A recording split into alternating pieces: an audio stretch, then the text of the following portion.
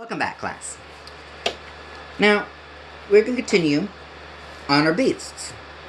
Next, we're going to learn about poltergeists. Please turn your books to page 154.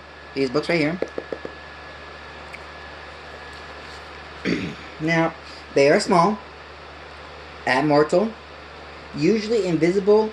When visible, is a small, colorful human. Poltergeist is a German wording meaning noisy ghost.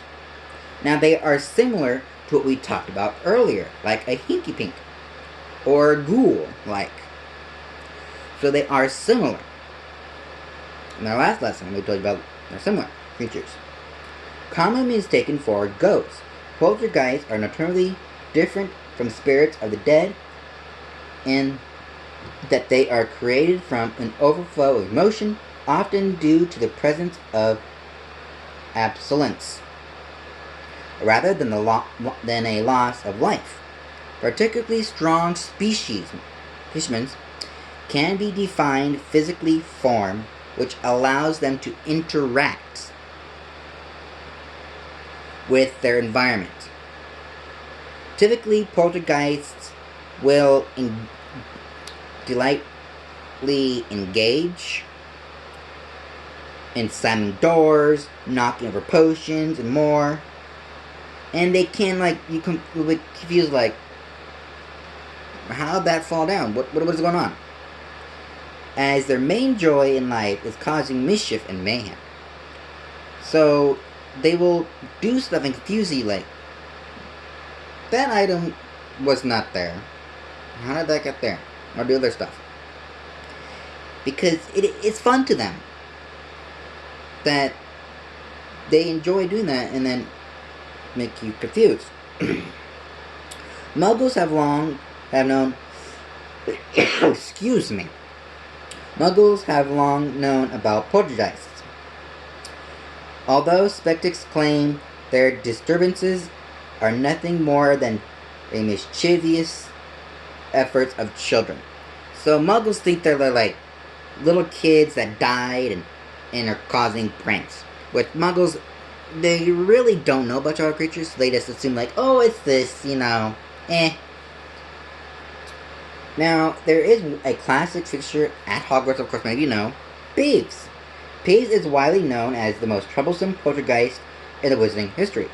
Due to the large presence of the absent at Hogwarts, driven to sow chaos and discord at all costs, his penchant for prankery comes in handy when tormenting a directional headmistress. Like Dolores Umbridge. He did not like her. She never liked him either.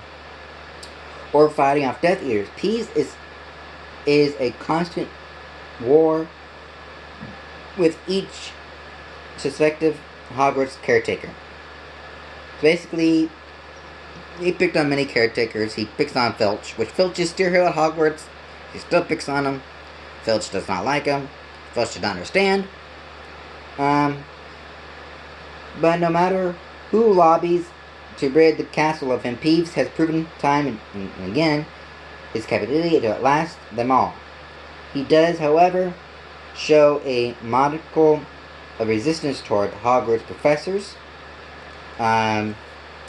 Dumbledore, he's respected Dumbledore, and is utterly terrified of the Bloody Baron. The Bloody Baron is the only one who could actually control Peeves. So if Peeves is attacking when you're at Hogwarts, and you don't like it, you go to the Bloody Baron and tell him. Sometimes he will, go after Peeves and tell him, hey, why are you doing this to the student? But if you were in a different house, he will doesn't matter.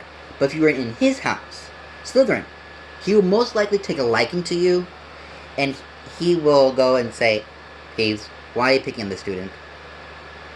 And he will deal with it. Now, if you ever do come across poltergeist, just be cautious and wary. Next, we're going to learn about the Redcaps. So turn your books to the Redcaps, which is on page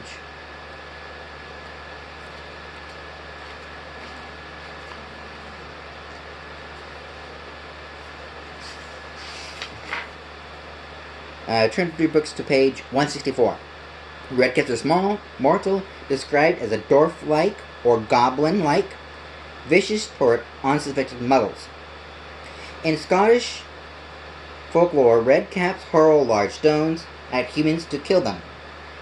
Redcaps live in places that have been considerably bloodshed, such as battlefields, and will try to bludgeon anyone who strays their territory at night. Because wizards can easily repel them with magic, these creatures have been given a moderate classification by Mr. Magic. When part of their final exam involves negative and potholes, filling them with redcaps.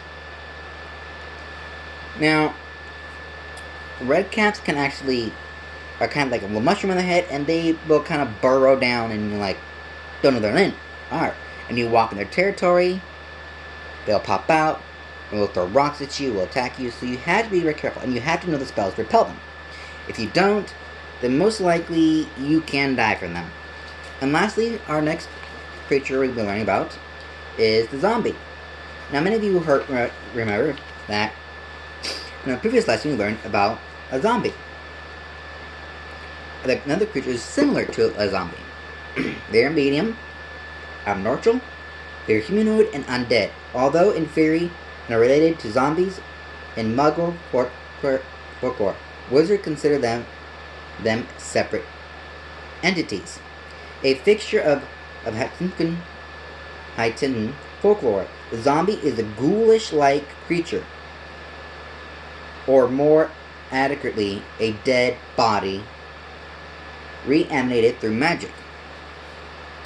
The fiendish beast may have been originated from Central or West African tradition, or from a tradition of the indigenous Taino people. In Haitian tradition, zombies remain under the control of people who reanimated them from the dead. There is also a type of spiritual zombie, as opposed to a flesh and blood zombie, is part of a human soul which can be harnessed by a sorcerer in order to enhance their power. In modern versions, the zombie is a legend. It is not usually magic that reanimates the dead, but rather than the sort of a parasite or malignant disease.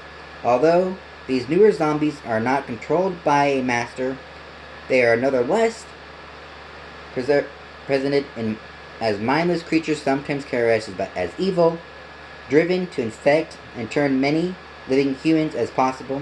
In pop culture, zombies frequently have taste for human brains, much like werewolves, as in 95 we learn about werewolves personally, or vampires, which we learn about vampires soon. If a human is bitten by a zombie, they will soon become a zombie as well. Now, zombies are very rare where we are, but if you're going to encounter them, it is best to either try to slay them with something, but don't use magic because they are immune to magic, because sometimes if they are reanimated by magic, they are immune. So you need to be very careful when approaching them. If wizards are bitten by them, you will become very sick. You will not turn into them because you are magic. You have magic in you, and it basically becomes kind of sick. So eventually you will die. But wizards and witches cannot turn into them at all. Muggles, however, can. So if you ever encounter these creatures we did talk about, be careful. So, for your homework, tell me why one of these creatures should not be around. Which creature would you not want to be near, or be around, or should not exist? And tell me why. And that last for your homework, okay? So, in our next lesson, we will learn about 3 more beasts in our continuing, and soon we'll be having some more get a little more fun, and learning some more. So, I will see you in our next lesson, which will be coming soon. So, I'll see you next class. Class dismissed.